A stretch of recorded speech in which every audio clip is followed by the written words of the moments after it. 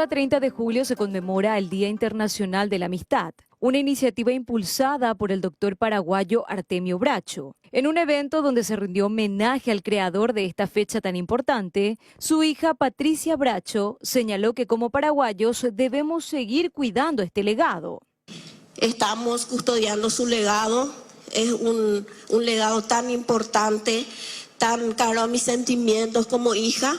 Y me siento muy orgullosa de seguir cuidando y yo creo que esto no debe morir. Yo creo que como paraguayos tenemos un compromiso muy grande con este legado que mi padre dejó. En la ocasión se nombró amigo del año al doctor David Abdón Galeano, docente y escritor, que lleva promoviendo por años principios y valores de la Cruzada Mundial de la Amistad.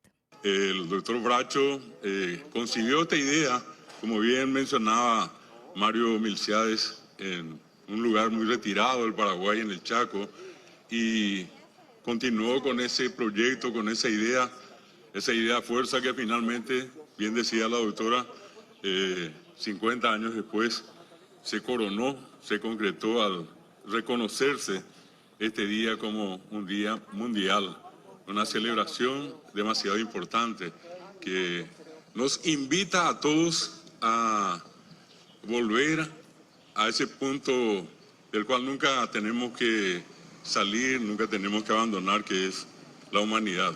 La actividad corresponde a la Dirección de Acción Cultural y Comunitaria en conjunto con la Cruzada Mundial de la Amistad, actualmente presidida por Patricia Bracho, hija del creador de esta festividad desde 1958. Recordemos que en el 2011 fue reconocido por las Naciones Unidas como el Día Internacional de la Amistad.